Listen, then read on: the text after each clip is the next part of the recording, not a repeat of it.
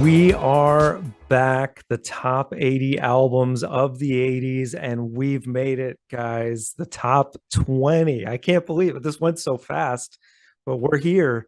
And this is, I guess, the cream of the crop from here on out, right? I mean, we'll see. Supposedly, I don't know if I agree with everything, but it's Same. definitely not a bad album on in this upper half though, I must say. Yeah, yeah. Well, Not that it's any of them are exciting. bad, but definitely Exactly. better, definitely least good. For sure. Well, let's get right to it. So at number 20,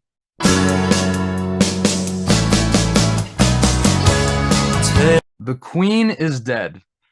Indeed, she is. Of course, this album is from the Smiths, from 1986, and yeah, it aged pretty well, as of the past few weeks.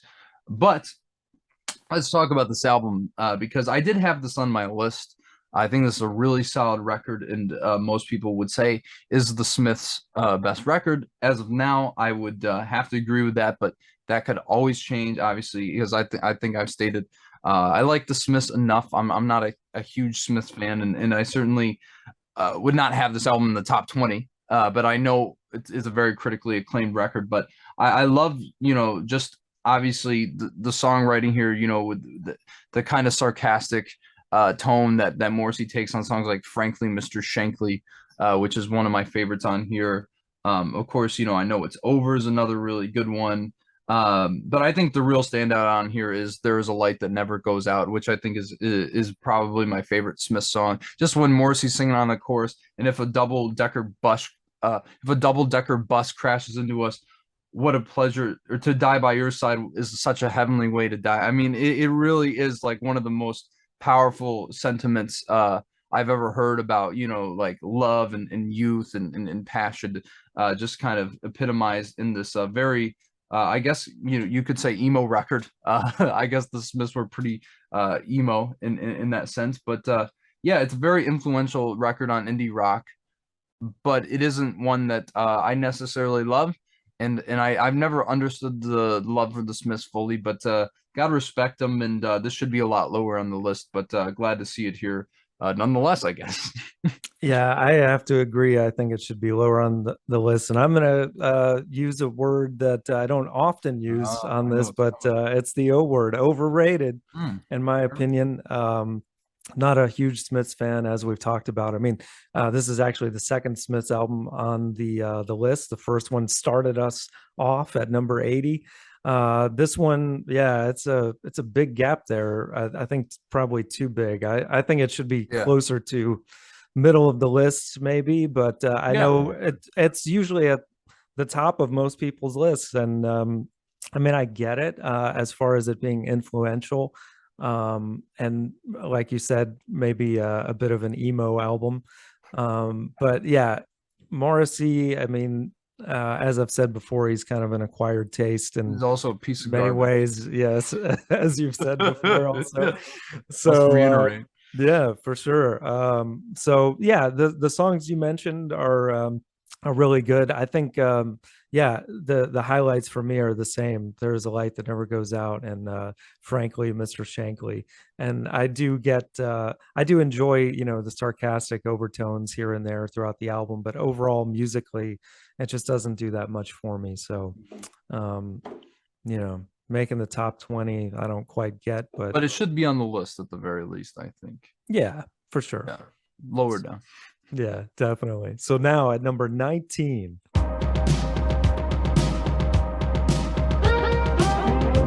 Hounds of Love by Kate Bush from 1985. Yes. Okay. Well, first off, before I get into this, I must preface this by saying Kate Bush's first four albums did not like them at all.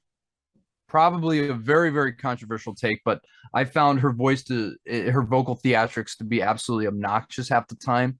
I was like, which pissed me off because I'm like, technically she's a very, very good singer, and I just never understood a single word she's saying. It was just way too out there for me, which Mhm. is crazy because I do like some experimental stuff, but there is a line, and so I was really worried going into this album because I was like, well, I haven't liked any of her other stuff, but everyone says it's like one of the greatest albums of all time.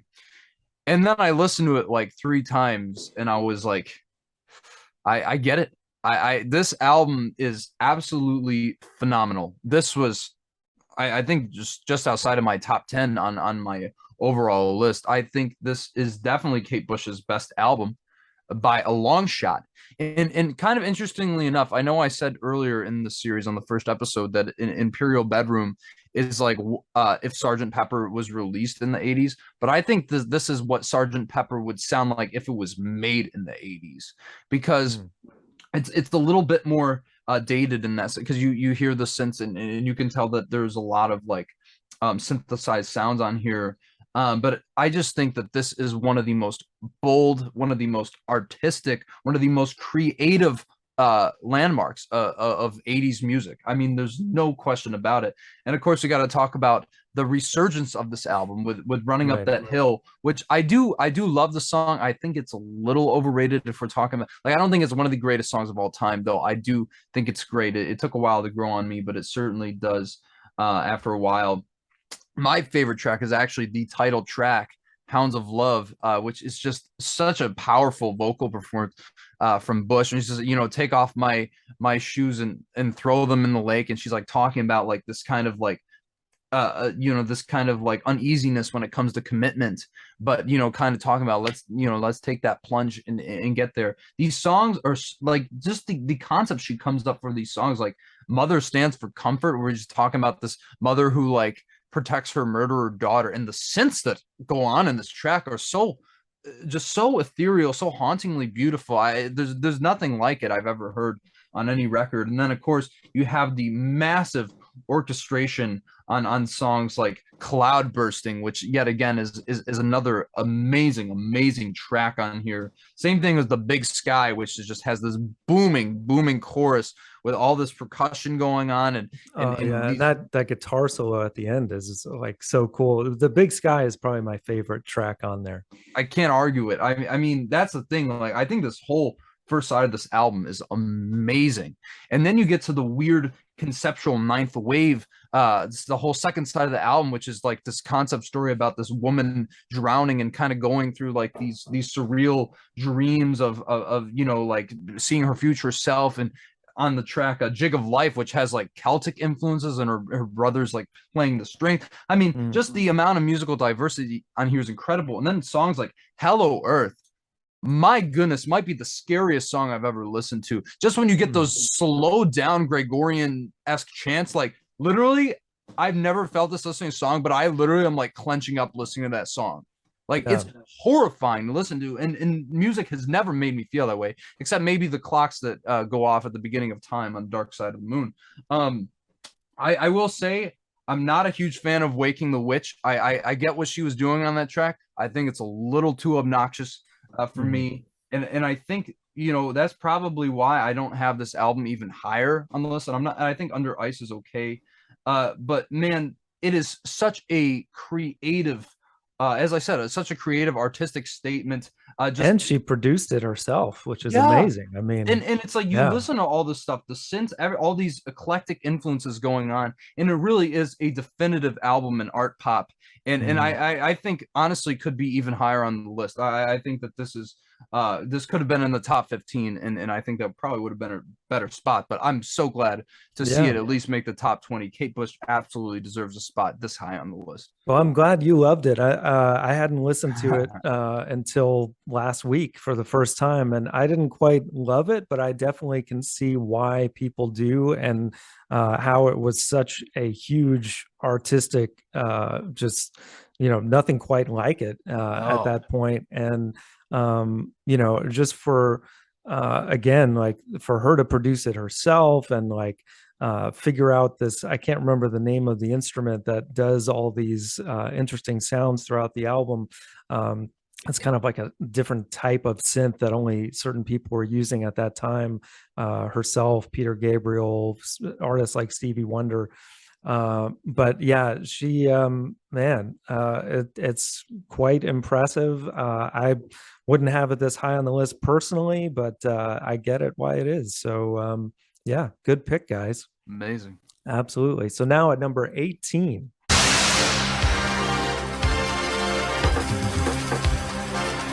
1999 by none other than the master himself, Prince Rogers Nelson. This album from 1982, I really think the turning point of Prince's career and the first appearance of Prince on this list. And I think the fact that he's debuting this high on the list for the first time in the top 20 says a lot about Prince. Easily the greatest artist from the 80s, I think, without question. But man, this album is so iconic just from the two opening tracks alone, the title track and a Little Red Corvette, especially that title track, I think is one of Prince's absolute best songs. And just the message that he has, and everybody's got a bomb, we could all die any day. Before I let that happen, I'm going to dance my life away. Just such a brilliant track filled with paranoia, and just, of course, the hooks are just crazy. I'm just dreaming when I wrote this. Forgive me if I go too fast. And like that synth, and oh man, I just absolutely adore this song. How can you not want to get up and dance to this song? It's One so of the best groovy. party songs of all time, Oh yeah, and it's got to be maybe a genre of its own as far as apocalyptic party songs. It's at the sure. top of the list for that, for Oh, sure. 100%. There's Yeah, no doubt about it. And then, of course, the way it transitions into Little Red Corvette, which I yeah. think the production on that is a little dated, or else it would have been like my favorite song on this album, because this is where you really see, and obviously you see this on Dirty Mind as well, but this is where you really see Prince is going in hardcore with the lyrics, because people said, "Oh, what's a PG Prince song? Little Red Corvette." No, it's not. He's Mhm. literally, there's a line where he says it's, guess I must be dumb. She had a pocket full of horses, some Trojans, some of them used. He's like talking Mhm. about like used condoms and shit. And I'm just like, my goodness, this dude is crazy. But of course, has one of my favorite Prince lines where he goes like, "Girl, you got an ass like I never see." I mean, it's just amazing, this Yeah. song, and just the way he turns this car, this song about a car, into a metaphor for sex. I mean, it's absolutely brilliant. Like that Little Red Corvette, I mean, Mhm. one of the most iconic songs from the 80s.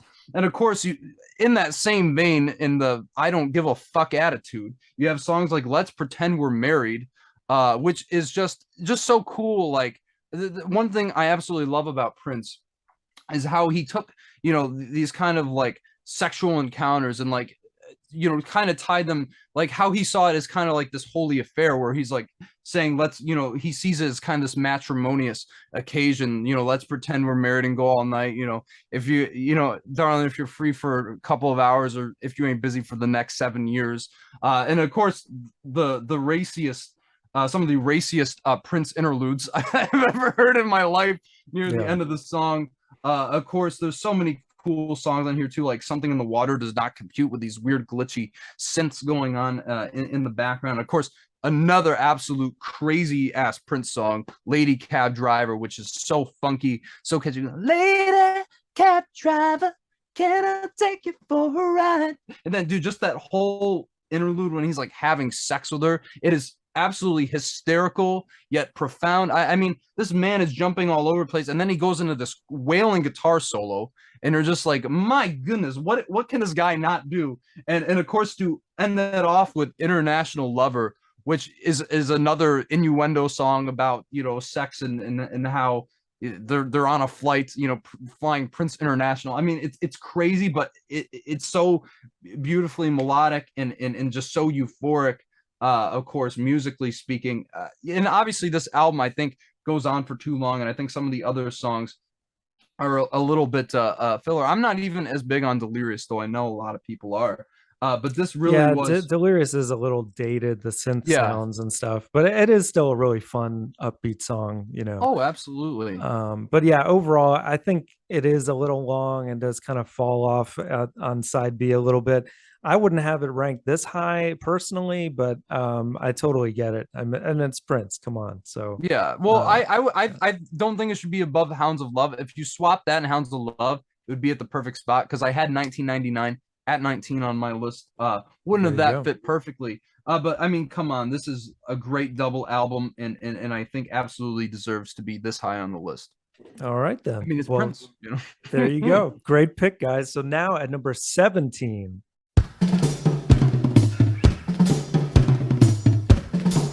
Closer by Joy Division from 1980, their second and final studio album. Of course, I mean, just the story behind this album, the tragic death of their frontman Ian Curtis is one of legend and infamy.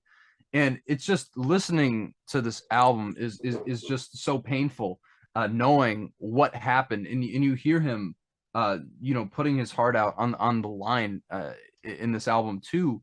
And I just think, like, obviously I said in my piece about Joy Division when we talked about Unknown Pleasures in the 70s series, I don't think it really is Ian Curtis's voice that bothers me. Yeah, he wasn't technically like a great singer, but I think it was the production, because man, does the production pick up on this thing. Like, this is incredible. Like, I've never heard synths ever utilized better than on this album, especially on the opening track, Atrocity Exhibition, which is probably my absolute favorite Joy Division song. Just, oh my goodness, just so propulsing. And I just absolutely love what they do lyrically on this track. It's so intense. And of course, I mean, Passover is another phenomenal track. I think Eternal is probably the closest thing to an Ian Curtis suicide note.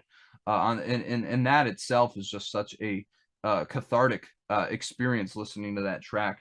But yeah, I mean, this album from top to bottom, I don't think that I think maybe there's some songs that don't stand out as much. And obviously, this is an album you listen to for the hook. So that's why I wish I could, be a little bit more articulate on my points here and why I love this album, why I love these songs. But I think just from a production standpoint, I think this is one of the most timeless, one of the most revolutionary albums of the 80s, especially when it comes to post punk. I mean, it is hard to not point to this as a cornerstone in the genre. And while I personally wouldn't put it above 1999 or Hounds of Love, certainly I would put it above The Queen is Dead. And I'm glad to see it make the top 20, because obviously a lot of you guys really love it too. So really great choice.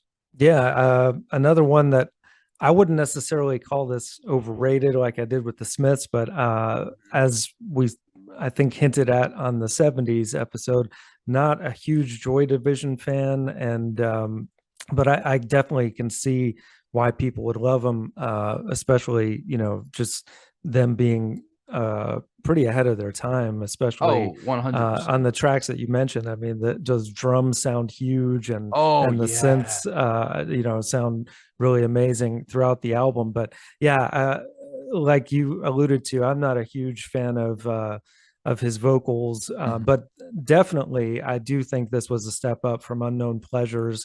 And so I get why it's this high on the list. I just this wasn't even on my list. So It was uh, definitely on mine. I can tell you that much. okay, but not Yeah. this high, obviously. It was a little bit lower. It was probably in Okay, like the top. I think it was just outside the top 30. So, but then okay, I'm not going to argue it making the top 20, because it really is one of the most influential albums and timeless albums from the 80s. So, all right, cool. I can't really argue that. So now at number 16.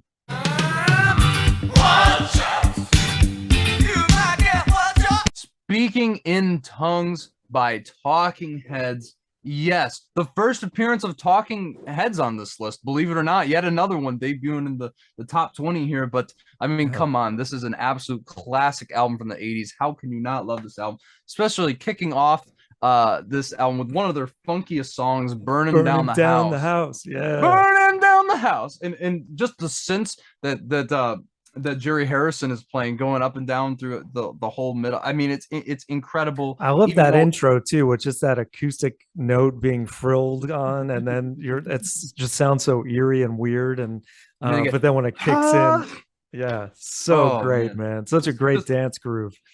and I just love David Byrne so much as a vocal. You might get what you're after. Yeah. It's like he's like so Cool bizarre. babies. Cool, Yeah. baby. Yeah, and just the anxiety, the paranoia he creates. This song makes no sense lyrically, but you gotta love it. I mean, it's one of the Yeah. best. Making Flippy Floppy's another one, which is I just love absolutely that title. Yeah, Yeah. dude, it's so amazing. Like who no other band would come up with a title for a song like that except Talking Heads. And then of Yeah. course Girlfriend is better. I mean just that doom dum, boom, like the synths Yeah. and then who took the money? Who took the money away? Bam, bam, bam, Yeah. bam, bam, and just the I got a girlfriend is better than that. And you just see the way David Byrne kind of looks at like relationships where it's like this Mhm. kind of casual encounter and I just love the little like interludes he does where it's like, nothing is better than this. Is Yeah. it? And there you go. Yeah. There she goes.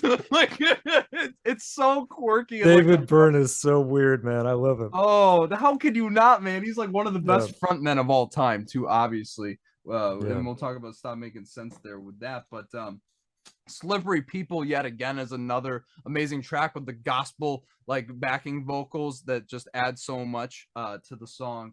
Yeah. Amazing. And of course you have such great songs like Moon Rocks where he's like talking about like having like well I've got Moon Rocks obviously is like some form of drug but how he's like choking on the rock.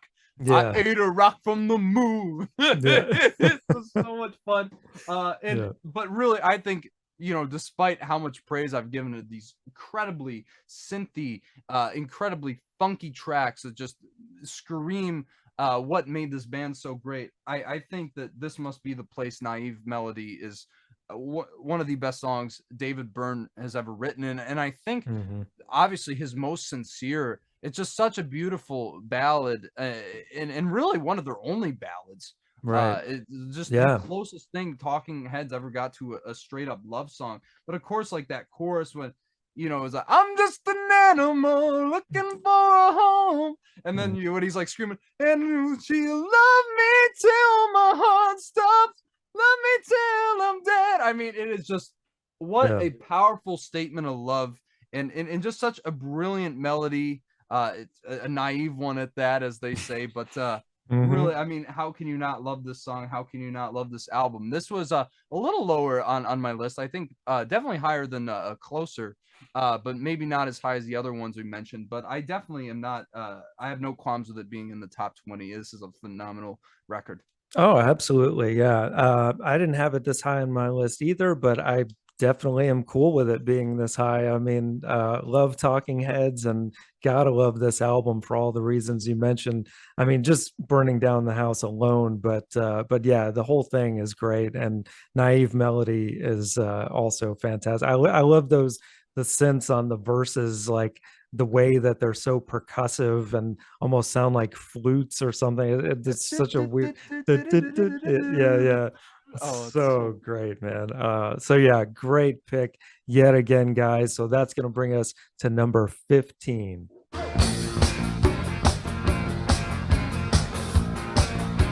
Stop Making Sense by Talking Heads from Two in a 1984. row.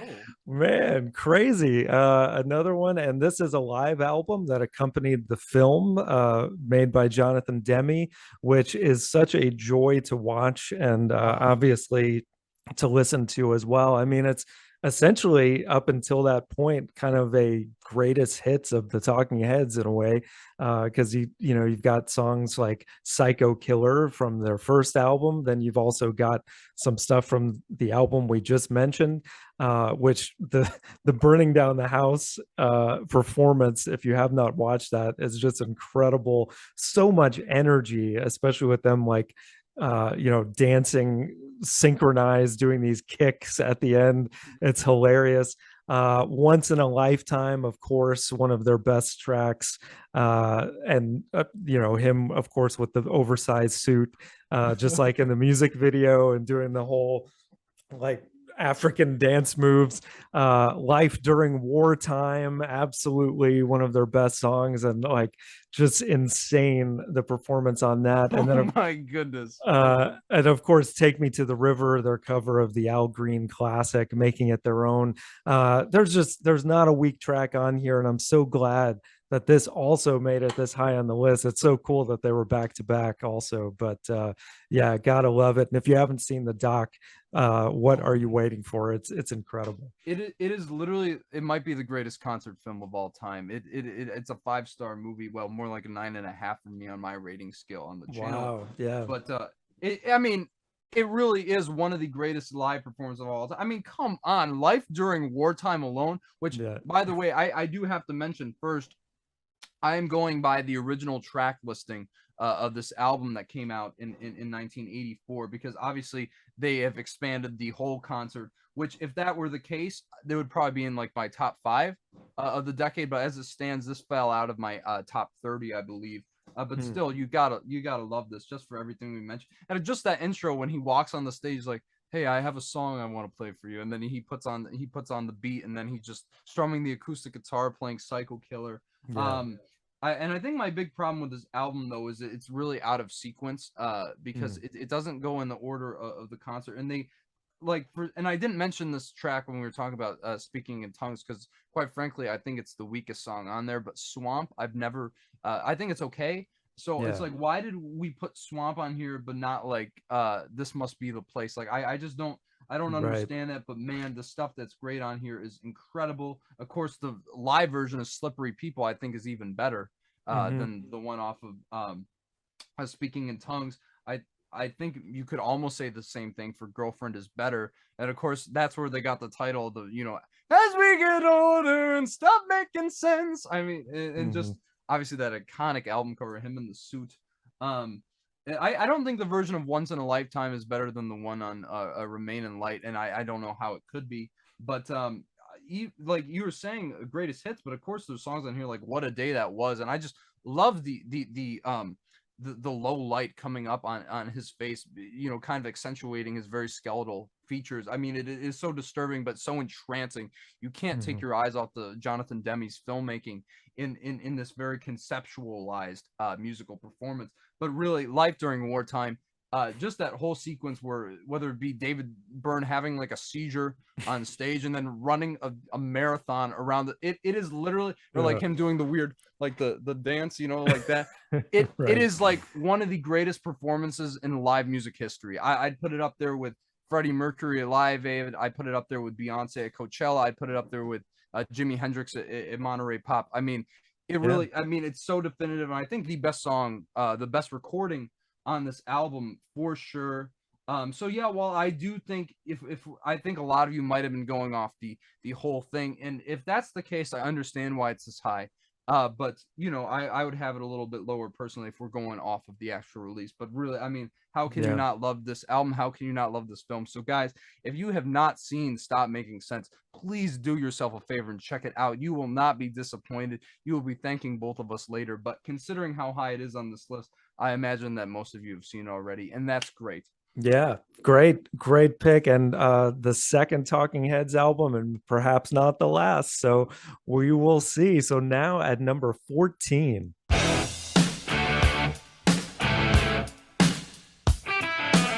Back in Black by, you guessed it, AC/DC from 1980. And what I think is their best album, unquestionably. This is one of the greatest hard rock albums, maybe of all time, but especially from the 80s. My goodness. This was probably a little bit lower, but this was in my top 20, or at least I think it was in my top 20. It could have been a couple spots below that. But man, this is such an iconic album. And of course, I mean, after coming off of the death of Bon Scott, who was so integral to their sound in the 70s, and still I think the greatest vocalist from that band. I mean, there was nobody who sounded like him.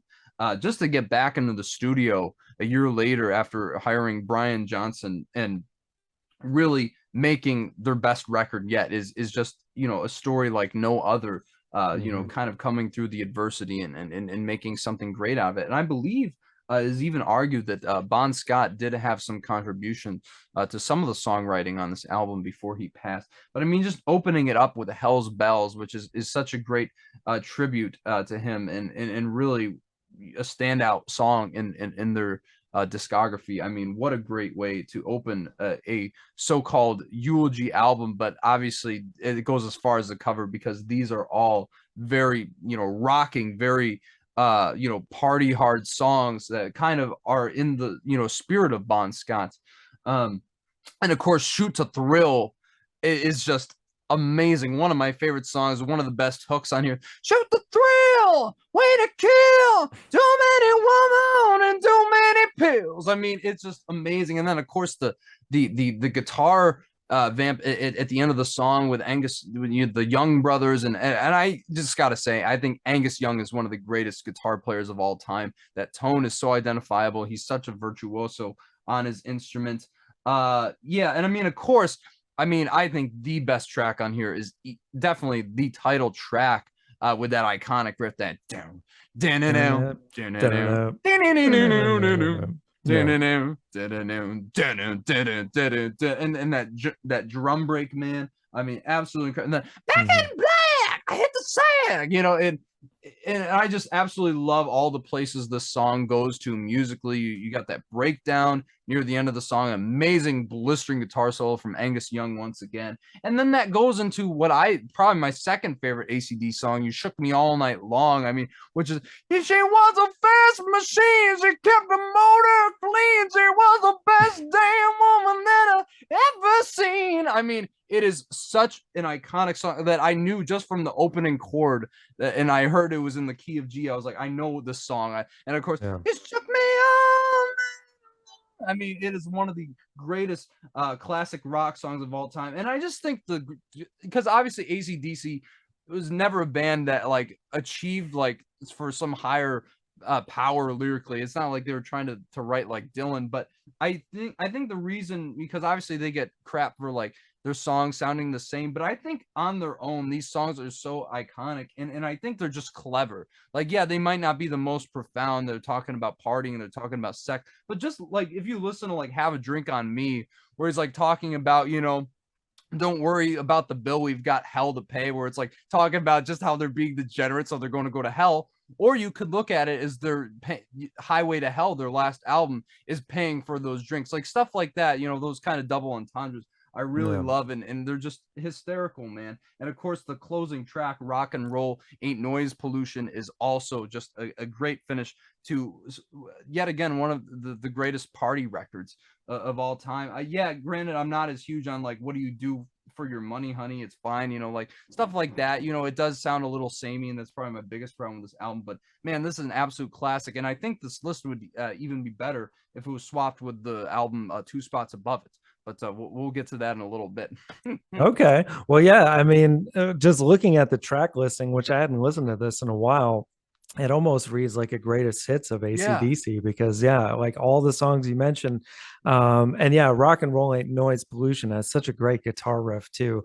And like you said, they have such a distinct sound. yeah, I'm not huge on AC/DC just because, like, maybe because of the sameness. And after a while, Brian Johnson's vocals, as amazing as yeah. they can get a little grating, and so it's just like, I don't always want to be listening to what I would refer to them as, not to box them in, but like I just always think of like bar rock and like motorcycles and stuff when I Sure, hear sure. their music, which is fine, But but they're I'm great not though. always in the mood for that. Sure, but So I think AC/DC is one of those few examples where I'm like, I love AC/DC, and I just think mm, it's because the production's so clean. They were one of the tightest bands of all time. You can't deny that. oh And yeah, I just think so much fun, so many iconic hooks, so many iconic riffs. And I think that this was the epitome of everything that they stand for as a band. So yeah, I'm not upset this is in the top 20 at all. This is really one of the most iconic albums from the 80s.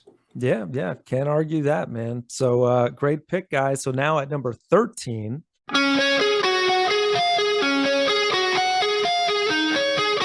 Appetite for Destruction by Guns N' Roses. Speaking of hard rock, man, 1987, there wasn't anything quite like this at the time. These guys came out of nowhere. Axl Rose, Slash, Duff McKagan, Izzy Stradlin, Steve Adler, amazing five-piece with some of the most iconic rock songs of the 80s and of all time. Welcome to the Jungle, such an amazing opening track. some of the stuff that Slash does in this song, like making his guitar sound like bombs going off, and that, you know where you are, you're in the jungle, baby part.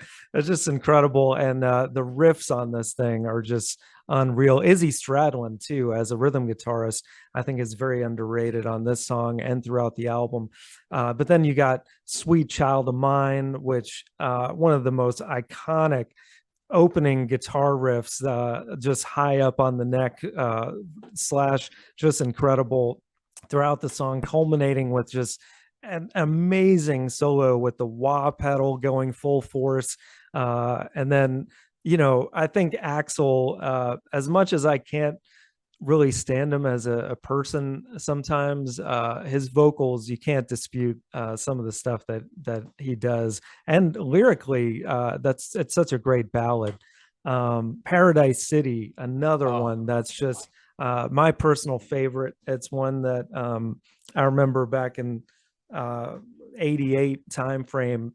I had this on cassette, and I'd listen to this on my Walkman all the time, and I would make my dad listen to this in the car, and made him a Guns N' Roses fan officially. And he would always blast Paradise City, man. And that dude, last few minutes is that's what I was just, just about to mention. No, oh my God, amazing, just amazing. insane. And Slash, I can't say enough, man. I still think he's one of the greatest guitarists ever.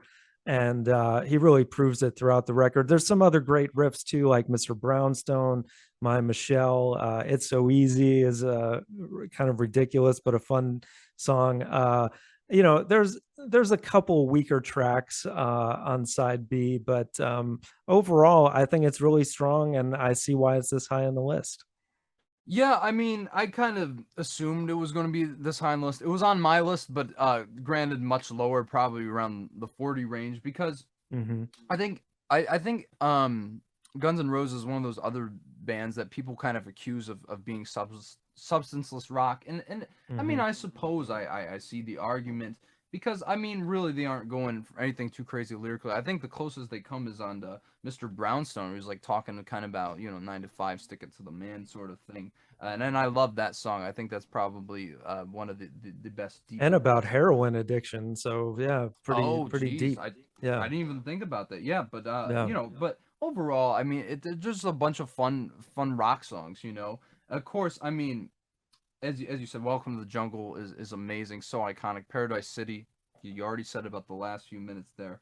My favorite is obviously Sweet Child of Mine. Of Mhm. course, just that down down down down down, like Yeah. that whole midsection is just amazing, and that's even before Axl Rose starts singing. Which, I mean, yeah, what a just his falsetto is crazy, man. And of course, I do have to mention, it's not my favorite song, but like, if you're wondering if Prince was having sex in the studio during Lady Cab Driver, it was actually confirmed that this was actually a sex session Rocket recorded for Queen. the Yeah. song. Yeah, so it's kind Right. of crazy how that is actually a thing. I Yeah. don't know how I feel about it, The but 80s, man. Yeah. yeah, I mean, you might as well. But yeah, Yeah. this is a really good record from top to bottom. I just wouldn't have it this high because, but then again, it's like it's been number 68 on the Rolling Stone list of the 500 greatest albums. For some reason, I don't know why it's that high. For the life of me, I don't. But this Yeah. definitely deserves to be on the list, though probably I'd put it a little bit lower. But then again, it's so iconic that I understand why it made it this high on the Yeah, I list. had it lower on mine too. As much as I obviously loved it when I was 11 years old with my Yeah. Walkman, it doesn't really hold up quite as much on all the tracks, but where it hits hard. And yeah, I've had this somewhere around in the 30-40 range on my list too. But interesting that it was back to back with AC/DC. They two are, I kind of Yeah. group them together a little bit because, Axel now fills in for AC/DC on Right, tour. right. Yeah, So, when Brian Johnson had to step out, and yeah. right. Yeah. So, interesting, but yeah, great stuff, guys. So now at number 12,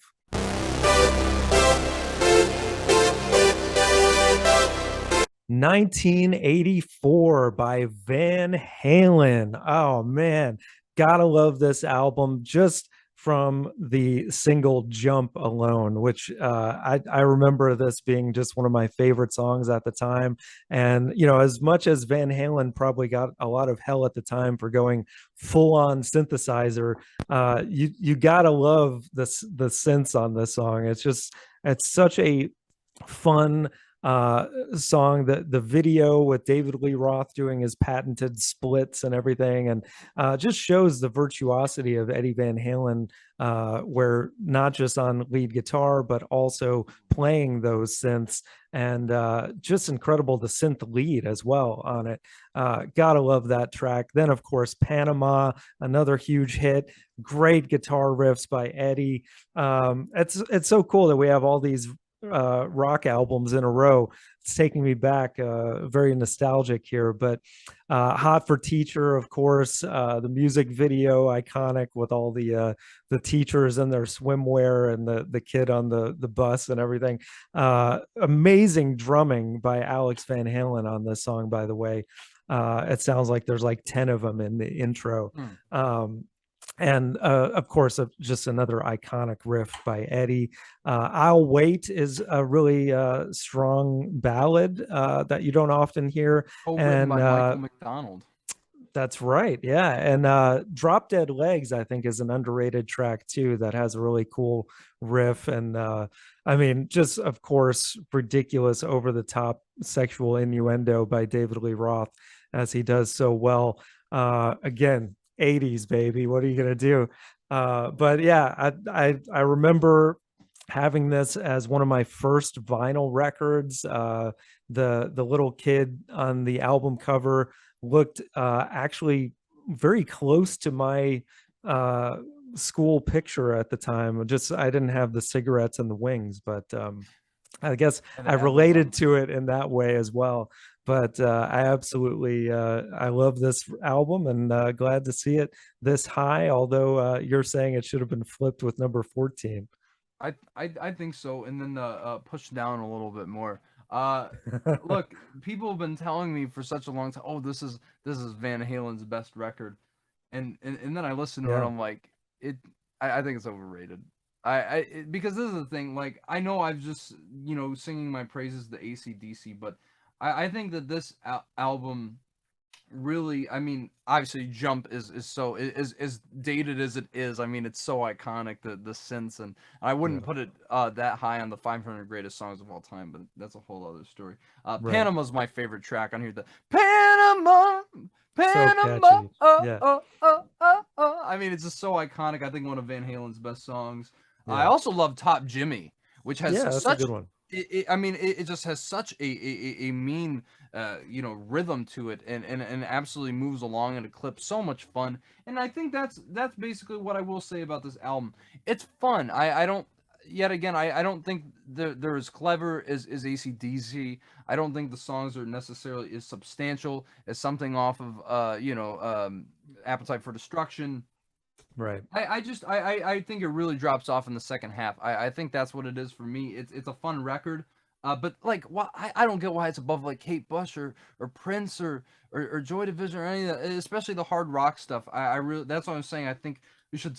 I'd be better with this one being switched because but that's so cool, man. Your story with it. I love hearing stuff like that. I think It's a lot of it does have to do with nostalgia for those who did live in the time. Although, you know, like Appetite, I think it's not one that I go back to and listen to often or anything like that. But when the hits come on, you gotta get into it, right? absolutely, yeah. Yeah. But you just got to jump, man. But yeah, literally. No, I Yeah, don't think Eddie's guitar work. It's great, but I don't think it's as stand out as something as their debut album, which I still feel is their best record. And I don't even quite love that album. So not yeah. Eddie Van Halen is one of my favorite guitarists of all time, but not my favorite band or by any means. But yeah, I mean. I get why it's on the list, and I don't think I don't think it shouldn't be or anything, but I just don't agree with it being this high. I really Yeah, don't. I can see that. I mean, I think it is a little high, even though I think I technically had it in my top 20, if I'm remembering correctly. Sure. But yeah, 12 is a little high for this, even though, I mean, it is just great to have Van Halen on the list. I would have been shocked if they Just weren't, yeah, but put them 30 spots lower. I'd be okay. Yeah. or maybe lower. That's fine, but they deserve to Yeah, be on the okay. list for sure. Cool. So now at number 11,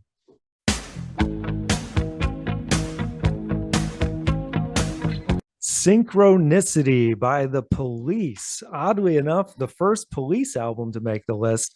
A lot of firsts on this top 20, which is interesting. But I mean, come on, man. The Police were huge, went out on such a peak here. I mean, unlike, or the only other bands I can think of that went out on such a peak as like the Beatles come to mind. But come on, man. Every breath you take, one of the greatest ballads ever. And of course, was just huge at the time. To think that the three biggest songs on this album are all on side B is very interesting. But Mhm. three in a row, Every Breath You Take, King of Pain, which I'm not that big on that track personally, but Wow, really? Wrapped Around Your Finger, I think, is also one of their best, which is saying something because the Police, I mean, they've got such a great discography. And I just have to mention, I can't believe that Ghost in the Machine did not make the 80s list overall. Spoiler alert, it's Well, we only just got kind of 10 blows my spots left. mind. I actually like that album more than this. So Wow. that's just crazy to me. But really glad to see him this high on the list. This wasn't quite this high on mine, but just for those three songs alone, I think it's worthy. So great pick, guys. Yeah, I mean, yeah, this is a really good record. I definitely had it on my list. I'm still a little salty that Outlandos Stay More didn't make the 70s list, but Yeah. whatever. I think that's their best album, and but definitely second for me. I mean, there's no question how strong it is, whether it be the second title track on this album, which I think is absolutely brilliant. Of Yeah. course, I love King of Pain, man. I think that's one of the best. I'm probably more big on King of Pain than Wrapped Around Your Finger, but even so, I mean, very strong nonetheless. Also love Tea in the Sahara, man. I mean, what a Yeah. Oh, beautiful yeah. Great closing track. track. Very very different. Very more Eastern Hmm. influence there, but brilliant nonetheless. And I think obviously Every Breath You Take. I mean, just the most beautiful song about a stalker ever Yeah. written. Right. Though Stuart Copeland says that it has like Sting's best lyrics, but his worst arrangement, which I find interesting because Hmm. it's such an iconic. I don't know if I agree with that 100%. I could kind of see what he's talking about, but I mean that's one of the Police's best tracks. Oh The yeah, and the reason, bridge on that song is incredible too when he yeah, gets up there. Oh my god. yeah. So good. I think the reason, because I think this might be the reason I don't love the Police as a band. Mother is one of the worst songs I've ever heard in my entire life, and single-handedly derails this album from being a great album.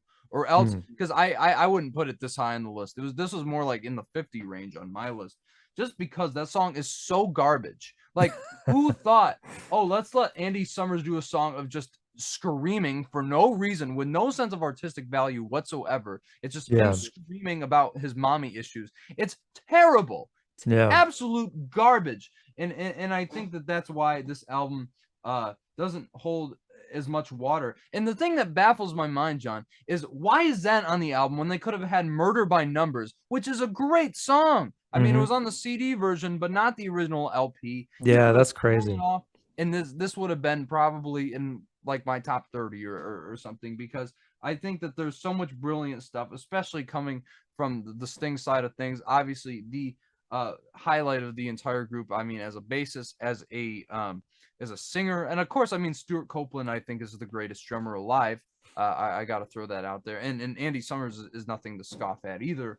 Oh As yeah, as a super guitarist, talented trio overall. yeah, one of the strongest three-piece bands ever, definitely in regards to how tight they were. Hmm. But yeah, I mean the last of their albums, they I don't think it's an amazing record, but I definitely think it's a strong way to close out their discography. So when you're throwing out the Beatles, I was a little perplexed No, because I yeah, no, was like, I'm not comparing them to the Beatles. I just meant like as far as their trajectory goes, like they kind of went out on a high note, even though like I said, I like Ghost in the Machine more, Sure. album wise. I think, like, also popularity, I was just kind of thinking in terms of that. Right. They stopped before they started, getting too old or whatever. And probably, stopped at a good point, especially with Sting. Some would say maybe he went to go on his own too early, but I think some of his solo stuff is pretty darn good. I know you haven't gotten through some of his '90s stuff yet, Trying to but get there. yeah, yeah, I know you got a lot to work on, man. To get which brings us to, we've already mentioned this. The '90s is coming up next, guys. So be sure to get those lists in. October 20th is the deadline, so you got plenty of time. But if you can give us a top 90, that's great. If you could only give us 10, that's fine too. You just won't get ranked in points as higher. But yeah, the great list so far, guys. I'm digging it and can't wait to get into the top 10. Yeah, I mean, wow. I mean, it's crazy that we're already here. I can't wait for the next two episodes, especially because now we are diving into I think for the most part are just absolute bona fide classics, and obviously we're going to have some guests coming on, so that's going to be fun to have some other people to riff off of as always. But Yeah. yes, it's the '90s is coming up soon, but be sure to vote on that and stick around for the end of this countdown because you're not going to want to miss these last two episodes. Had so much fun doing this, and and obviously drop your comments down below. What do you think is going to be in the top 10? We'd love to hear what you think is going to be there based on what we've already gone over. I'm sure you can guess at least a couple of the albums in there, but yeah, thanks for watching, guys. Really Yeah, appreciate it. can't do it without you. And please, as always, subscribe to Nathaniel's channel. Thank you. As you know, we flip back and forth every week to promote each other, but also this guy has like just such amazing content, a lot of great movie reviews, and much more great stuff to come. So be sure to like and subscribe. And guys, thank you so much for watching, and we will see you next time. See you later. Peace.